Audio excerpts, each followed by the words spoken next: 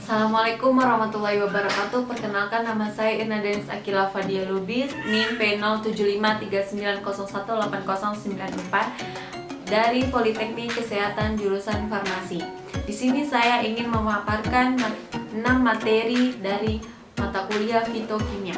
Yang pertama adalah persiapan sampel, maserasi, sokletasi, kristalisasi, pemurnian atau rekristalisasi, dan identifikasi senyawa. Berikut penjelasan dari materi persiapan sampel, yaitu persiapan sampel adalah simplisia, bahan alam yang digunakan sebagai obat yang belum mengalami pengobatan apapun juga dan kecuali dinyatakan lain. Simplisia terdiri dari simplisia nabati, hewani, pelikan, atau mineral. Simplisia nabati adalah simplisia yang merupakan tanaman utuh bagian tanaman atau eksudat tanaman. Simplisia hewani adalah simplisia yang berupa hewan utuh, bagian hewan yang berupa yang dihasilkan oleh hewan dan belum berupa zat kimia murni. Dan simplisia pelikan atau mineral adalah simplisia yang merupakan bahan pelikan atau mineral yang belum diolah atau telah diolah dengan cara sederhana.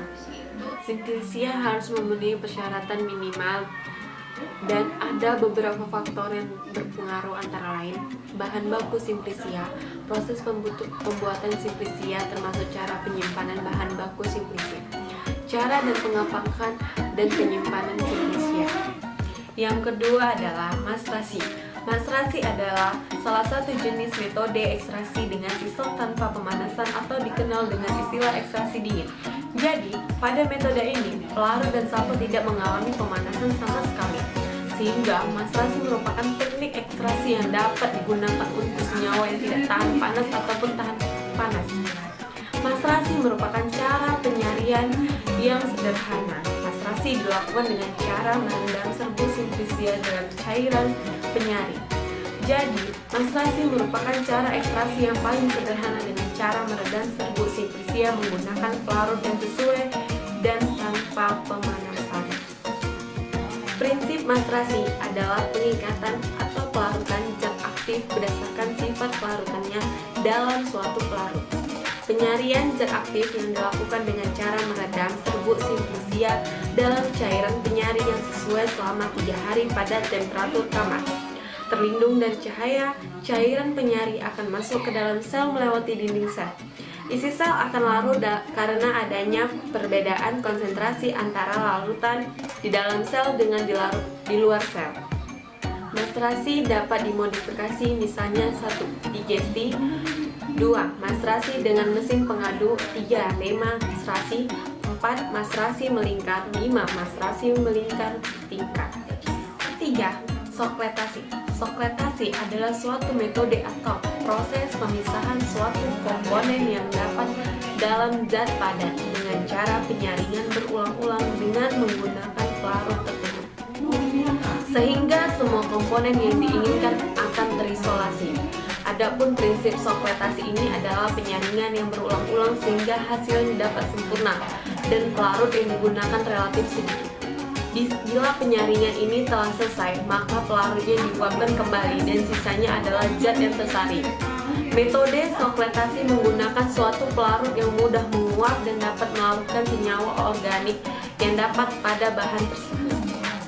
Ekstraksi komponen senyawa kimia yang terdapat dalam tumbuhan dilakukan dengan cara maserasi, perkolasi, digestasi, infusa, dekokta, dan sokletasi.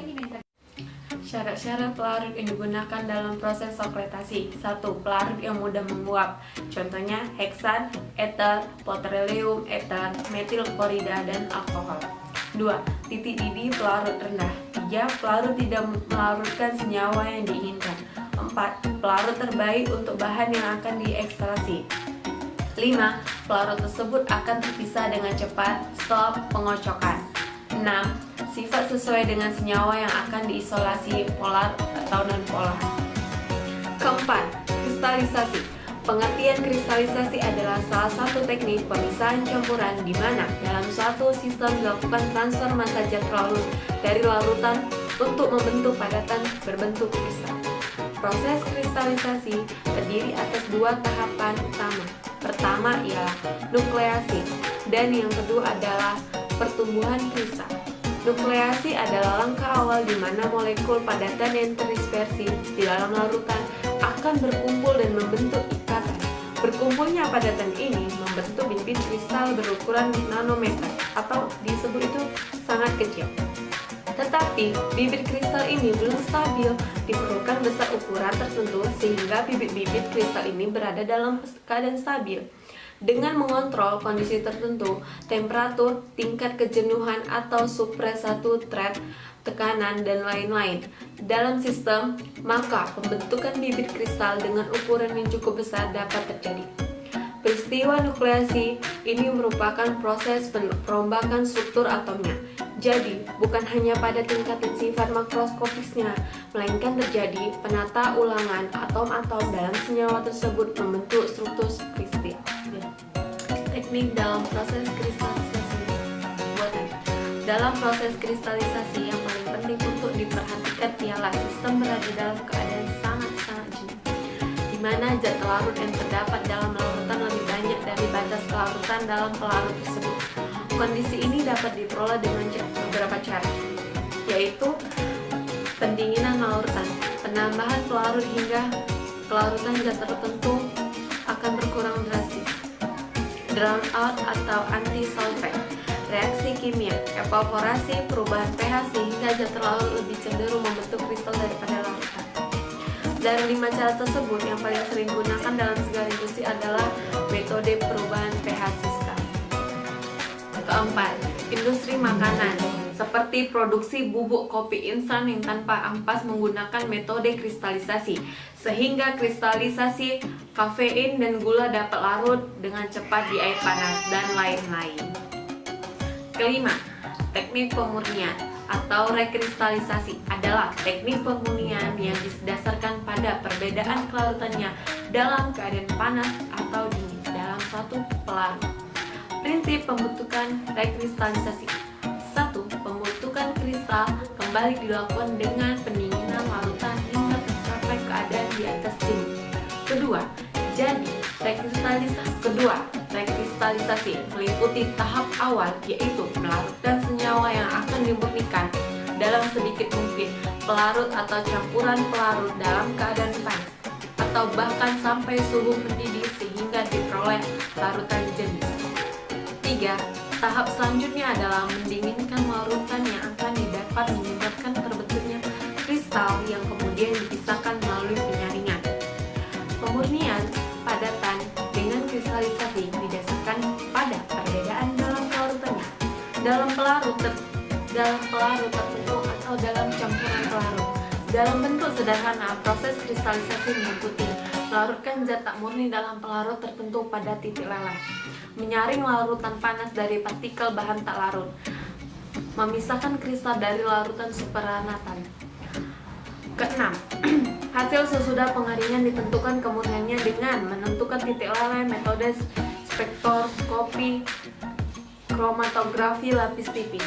Bila belum murni, dilakukan rekristalisasi dengan pelarut segar.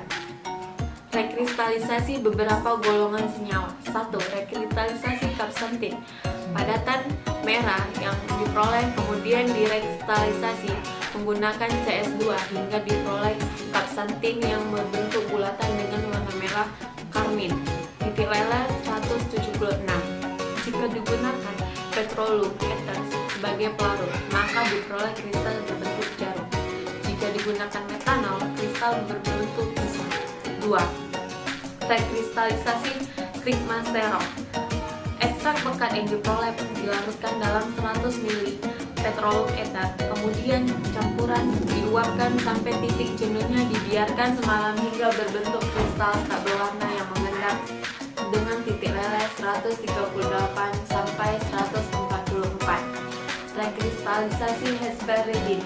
Rekristalisasi menggunakan asam asetat ester diperoleh kristal berbentuk jarum dengan titik leleh 252 sampai 254. Keenam, identifikasi senyawa.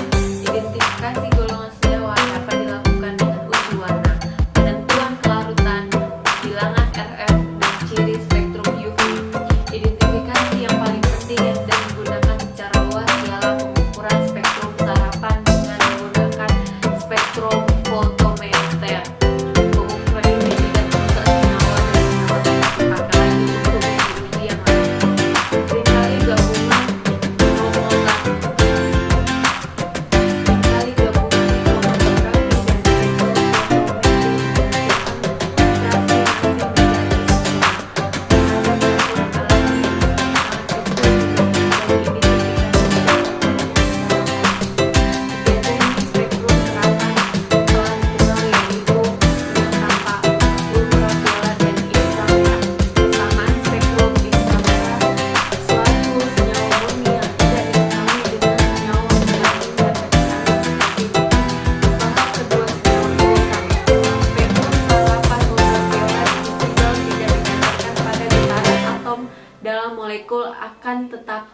pada kenyataannya elektron tertentu yang terikat longgar dapat diingkatkan ke arah energi yang lebih tinggi dengan menyerap radiasi dengan panjang gelombang tertentu. Spektra UV digunakan untuk mengetahui keberadaan ikatan rangka terkonjuksi pendek, misalnya aromatik, dan panjang, misalnya karotenoida. Spektra IR digunakan untuk mengetahui gugus fungsi dan perkiraan jenis senyawa. Golongan senyawa dapat ditentukan dengan uji warna, penentuan kelarutan, bilangan RF, ciri spektrum UV. Uji biokimia dapat bermanfaat. Adanya glukosida dipastikan dengan hidrolisis menggunakan beta-glusidase. Adanya glukosida minyak amandel dihidrolisa dengan nitrosinase. Identifikasi senyawa berdasarkan pengukuran sifatnya antara lain titik leleh atau senyawa padat. Titik didih adalah untuk cairan, putaran optik untuk senyawa optik aktif, nilai RF atau RFT pada kondisi baku. Untuk penentuan senyawa tumbuhan baru adalah didasarkan pengukuran ciri spektrumnya antara lain pengukuran spektrum UV, inframerah, resonansi magnet inti, spektrum massa. Untuk identifikasi struktur senyawa baru sebaiknya penguraian kimia atau mensintesis senyawa. Juga dengan cara kristalografi sinar X dapat dilakukan bila jumlahnya cukup dan berbentuk kristal. 1. Spektroskopi UV dan spektrum tampak, yaitu spektrum sarapan kandungan tumbuh dalam dapat diukur dengan cara mengukur, yaitu larutan sangat encer senyawa tumbuhan. Blanco, alat spektrofotometer yang merekam secara otomatis, diukur absorbansi atau keterserapan atau kerapatan optik pada panjang gelombang 200 sampai 700 nanometer maksimal dan minimal yang khas. Menggunakan kuvert sel khusus atau tempat mengukur diperlukan 1 sampai 10 volume tersebut. Pengukuran spektrum sangat penting pada identifikasi kandungan tumbuhan, yaitu memantau dari laut kolom kromatografi sewaktu tersebut. Pengukuran spektrum sangat penting pada identifikasi kandungan tumbuhan, yaitu memantau dari luar kolom kromatografi sewaktu pemurnian untuk mendeteksi golongan senyawa tertentu, misalnya poliasetilin. Pelarut yang banyak digunakan pada spektroskopi UV adalah etanol 95%. Pelarut yang sering digunakan adalah air, metanol, heksana, eter, minyak bumi, eter. Pelarut yang dihindari adalah alkohol teknis karena mengandung benzena yang akan menyerap di daerah UV pendek. Kloroform dan piridin karena menyerap kuat di daerah 200 sampai 260 nanometer, tapi sangat cocok untuk mengukur spektrum pigmen tumbuhan seperti karotenoid di daerah spektrum tampak. 2. Spektroskopi inframerah. Senyawa tumbuhan dapat diukur dengan spektrofotometri inframerah. Dapat merekam secara otomatis senyawa dalam bentuk larutan. 3. Spektroskopi massa. Dasar spektroskopi massa adalah penguraian sespora senyawa organik dan perekaman pola fragmentasi menurut masanya. Uap cuplikan berdisfusi ke dalam spektrometer massa yang bertekanan rendah, lalu diionkan dengan energi yang cukup untuk memutus ikatan kimia. Kriteria untuk identifikasi fitokimia. Cuplikan harus asli, melakukan perbandingan tergantung pada senyawa yang telah ditelaah. Pembanding kromatografi harus didasarkan kepada kromatografi senyawa dengan senyawa asli tanpa pemisahan. Paling sedikit 4 sistem. Kriteria itu misal pada waktu retensi pada KGC, CKT, RF pada KLT, RF pada KTT, pergerakan nisbi pada elektroforesis pada KLT. Untuk pembanding spektrum digunakan 2 cara. Idealnya semua spektrum UV, IM, dan RMI 1H harus dibandingkan. Sekian pemaparan dari saya, lebih dan kurangnya mohon dimaafkan. Wassalamualaikum warahmatullahi wabarakatuh.